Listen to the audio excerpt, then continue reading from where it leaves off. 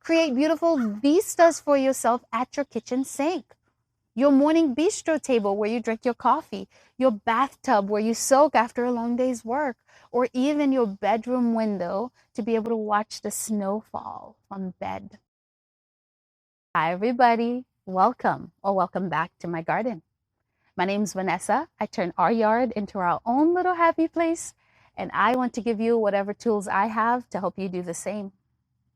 Today, I'm going to talk to you about the most important but yet unexpected factor I consider when I'm working on a new garden design. I feel like I owe credit for the reason I'm so passionate about this to a little bed and breakfast I stayed at some time back. At the time, I had a vegetable garden here, but no backyard landscape garden. I knew that I loved flower gardens, and so my husband surprised me with a trip up to the Biltmore to see their gardens and the house. We stayed at a historic bed and breakfast with a small but beautiful garden. It was my first time staying at any bed and breakfast, but especially a historic kind with a small and beautiful garden. To this day, I remember experiencing something very curious at that place. I remember sitting on the porch with my husband and just feeling this interesting but positive feeling. Perhaps a feeling like I was home or wanted to be home, or like a feeling of what home could be in time. It's weird to explain, but the feeling followed me everywhere on that property. From our bedroom window with a garden view, to the breakfast room overlooking the center of the tiny gardens, to the front porch that seemed to sit at the dawn of an exciting garden adventure, the feeling remained. I didn't know what that feeling was at the time, but I did know that whatever it was, I most definitely wanted more of it. At some point, we did go for a walk in the garden. I'd been so eagerly anticipating this. I loved gardens, even then when I didn't even know I could make my own in my own backyard. As we walked this little garden that I had so patiently been waiting to explore, I remember being so enthralled with this tiny garden, with the whole place, really. What was it? What was it about this place that had so bewitched me, it seemed? I had no idea. I wasn't a garden designer. I was just a newly married 24-year-old simply enjoying a gift from my husband. But one thing I did know is that I would never forget that feeling. It was really special. Have you ever experienced such a thing? Something so remarkable that you just knew that it would stay with you even if it wasn't a big thing?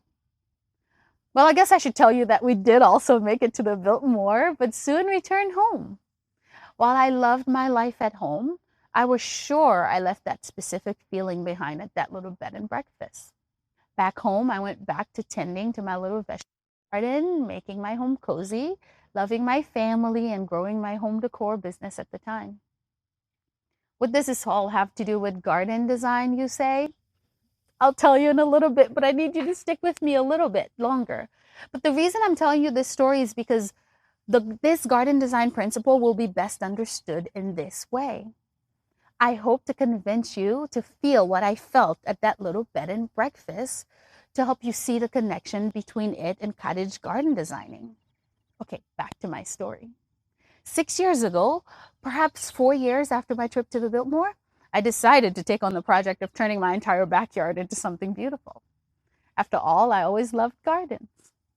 I began by adding some flowers and mulch around the foundation of our little house here to make it look nice. Backyard gardens in the landscaping form are a rare feature on properties where I live. Most people just plant a few shrubs around the foundation of the house, and so I fell in line and did the same-ish.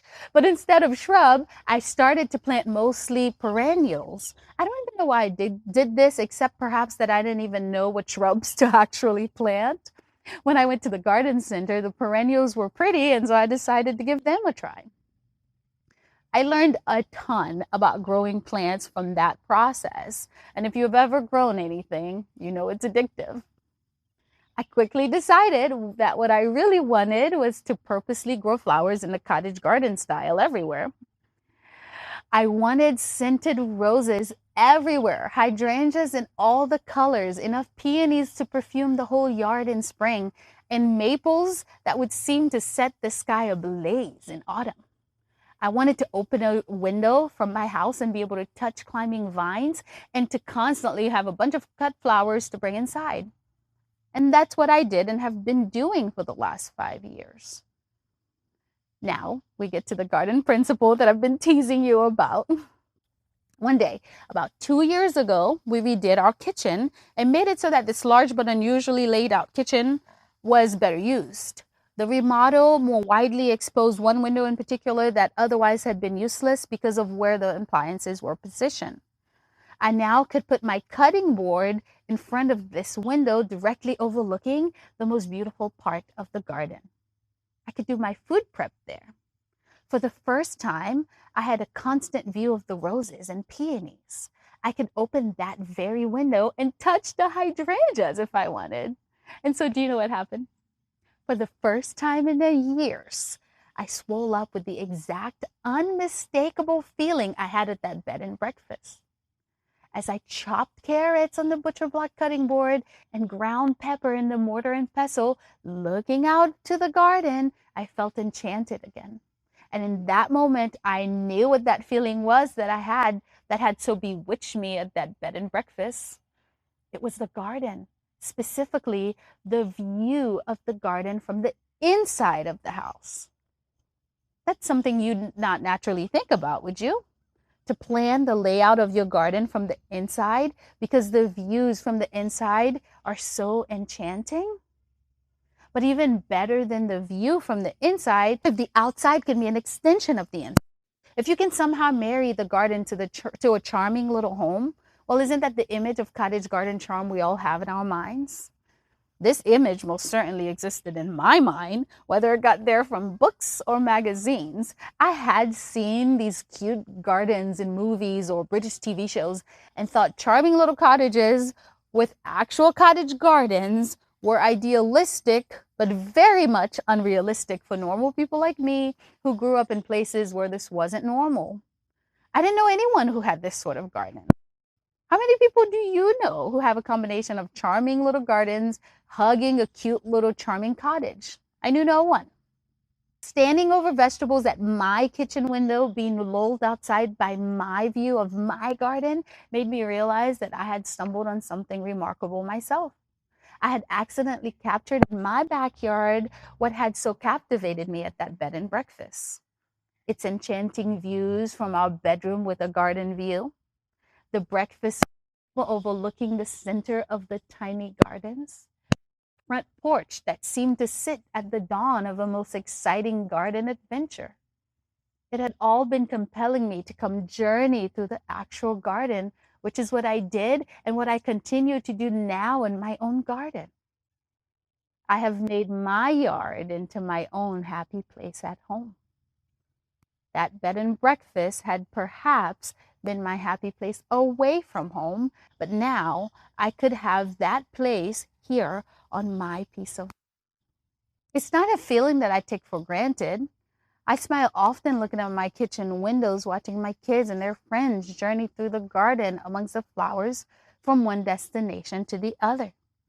I could stand at that same window all day to watch the goldfinches peck flower seeds at the height of summer. And so, to you I say, consider the view of your garden from the inside of your home as you plan or amend your garden design. You are, after all, inside more than you are outside. Blend the two. Let the outside be an extension of the inside. Create beautiful vistas for yourself at your kitchen sink. Your morning bistro table where you drink your coffee, your bathtub where you soak after a long day's work, or even your bedroom window to be able to watch the snow fall from bed.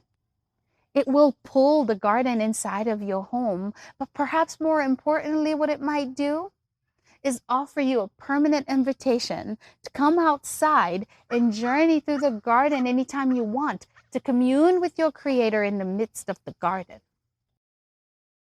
The view from the inside is truly one of the most important concepts of the garden design process, but there's more. And so I invite you to watch this video that walks you through how to design a garden from scratch. It's sort of like a masterclass for how to even go about deciding where to begin. It's the video I wish I had when I was starting out.